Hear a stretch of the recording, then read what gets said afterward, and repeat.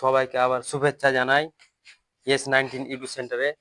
আজকে আমি যেটা বিষয় নিয়ে এসেছি তোমাদের নবম শ্রেণীর পশ্চিমবঙ্গের মানচিত্র, যেটা আজকের টপিক হচ্ছে স্বাভাবিক উদ্ভিদ ও মৃত্তিকা। তো মৃত্তিকার মধ্যে দেখো তোমরা, মৃত্তিকার মধ্যে রয়েছে ওপর সাইডে দেখো দার্জিলিং, কালিম্পং, এসব হচ্ছে মৃত্তিকা অঞ্চল।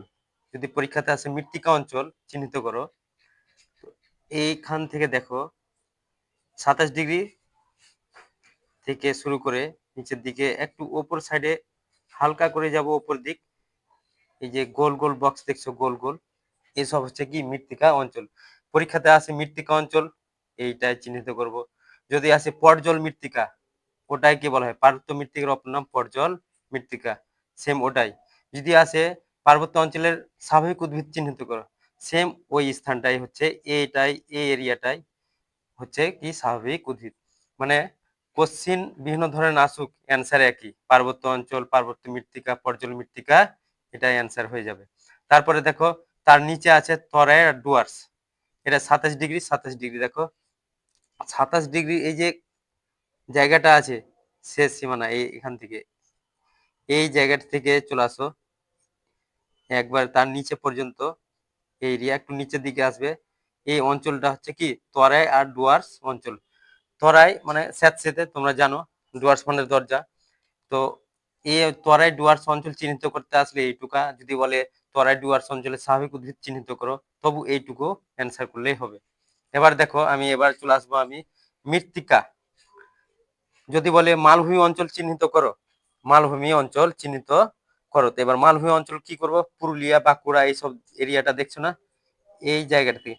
তো এটা কি 24 ডিগ্রি, দেখো 24 ডিগ্রি একটু ওপর থেকে শুরু করে এই এরিয়া পর্যন্ত চলে আসবো। এইসব এলাকাটা হচ্ছে কি মালভূমি অঞ্চল। যদি বলে ল্যাটেরাইট মৃত্তিকা চিহ্নিত করো, এটাই। যদি বলে লাল মৃত্তিকা চিহ্নিত করো, এটাই।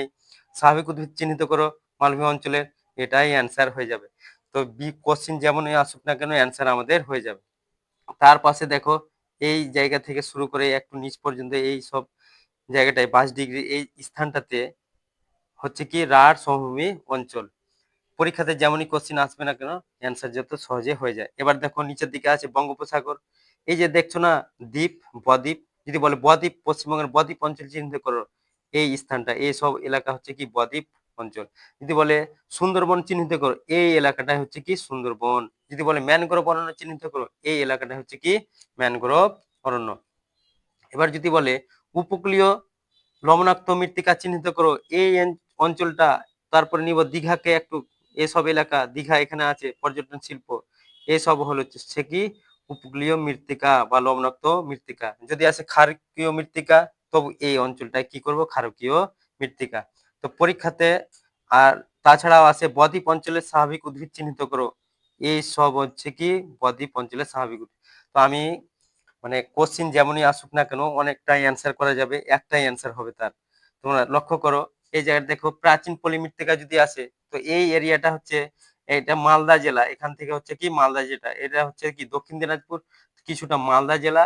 আর দক্ষিণ দিনাজপুরের ম্যাপের এই সাইডটা কি পূর্ব দিক, পূর্ব অংশটা হচ্ছে কি প্রাচীন পলি মৃত্তিকা। তো স্বাভাবিক উদ্ভিদ আর মৃত্তিকা থেকে যদি কোনো কোশ্চিন আসে, এই কয়েকটাই করলেই হয়ে যাবে, তোমাদের এখান থেকেই চলে আসবে। এবার যদি বলে পলিমৃত্তিকা হলো না, পলিমৃত্তিকা চিহ্নিত করো, উর্বর পলিমৃত্তিকা শুরু করো মালদা, উত্তর দিনাজপুর হালকা আছে, তারপরে মুর্শিদাবাদ, এইসব অঞ্চল হচ্ছে কি পলিমৃত্তিকা অঞ্চল। এই অঞ্চলটা হচ্ছে দিয়ারা। যদি বলে অত্যন্ত উর্বর মালদা জেলার অংশ, পশ্চিম অংশ, এটা হচ্ছে কি দিয়ারা অংশ। তো এই দিয়ারা, বরেন্দ্রভূমি, এসব অঞ্চল নিয়ে আমি আলোচনা করব।